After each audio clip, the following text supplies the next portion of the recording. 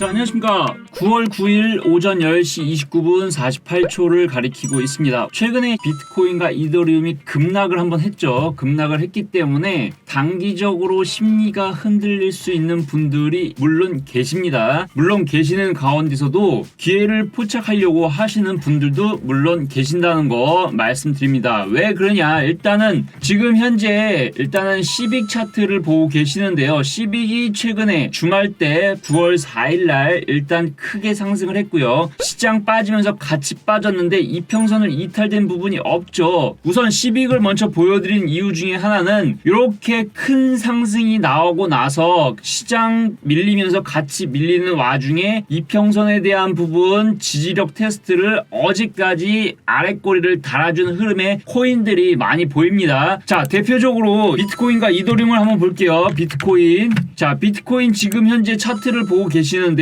어떻죠? 지금 이틀 연속 하락이 나오고 장기 평선에 대한 부분 근처에서 아랫꼬리를 지금 달아주고 있죠. 비트코인은 한 번 정도 더 아랫꼬리를 다는 흐름이 나오면은 어떻게 됩니까? 윗방향에 대한 부분 볼 수밖에 없죠. 그리고 분봉상 차트를 보면은 한 번 정도 밑으로 다시 한번 빠지면서 대략 지금 업비트 기준으로 해서 5,400만원 근처에서 지지가 나온다고 하면은 아마 주말 사이에 반등이 일어나서 제가 봤을 때는 다시 6천만원 근처 5,960, 70 이 라인대까지는 반등이 일어날 것으로 저는 보고 있습니다. 어찌됐던 간에 어제에 대한 부분이 단기적으로 과매도 구간에 들어갔기 때문에 당분간은 등락이 이루어질 수 있으되 하지만 아랫꼬리가 달리는 형태가 된다고 하면은 저는 5,900만원까지는 무난하게 주말 사이에 올라갈 수 있을 것이라고 저는 보고 있습니다. 1차적인 저항만 말씀드리면 5,840만원 근처가 되는 것이고요. 2차적인 부분은 대략 5,900만원 정도까지는 열어놓고 윗방향에 대한 부분이 나오지 않을까라고 보고 있습니다.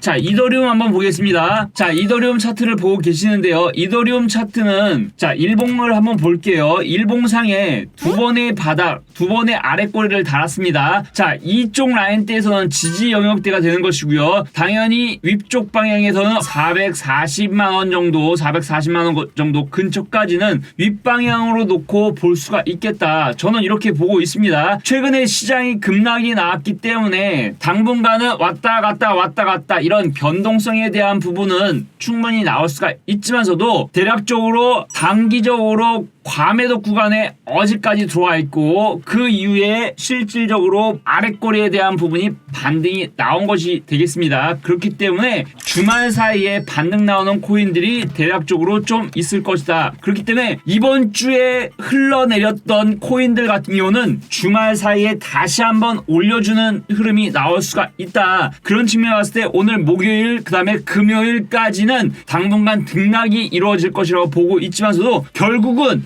이더리움과 비트코인, 특히 저는 비트코인보다는 이더리움을 더 좋게 보는 입장이죠. 그렇기 때문에 이더리움이 꼭지를 친 게 없기 때문에 단기적인 급락은 결국은 저는 매수의 기회라고 보고 있다라는 부분. 하지만 당분간 왔다리 갔다리 이런 부분은 염두를 해두시고 지켜보셔라 라는 말씀을 드리고 싶고요. 그 다음에 좀 전에 제일 처음 시빅 관련돼서 차트를 보여드리면서 이더리움과 비트코인을 말씀드렸는데 시빅 같은 경우는 앞서서 말씀드렸다시피 큰 상승이 나오고 나서 시장 빠지면서 같이 빠지면서도 이평선에 대한 부분을 깨지 않은 상태에서 오히려 아랫꼬리 이틀 연속 아랫꼬리에 대한 부분이 나왔기 때문에 저가 매수에 대한 부분이 들어왔구나라고 생각을 하시면 될 것 같습니다. 그리고 만약에 반등을 했을 때는 대략적인 중간값 자체가 한 900원 라인대가 됐는데요. 이 라인대가 1차적인 저항권으로 보고 일단은 그 이후의 흐름을 지켜보시는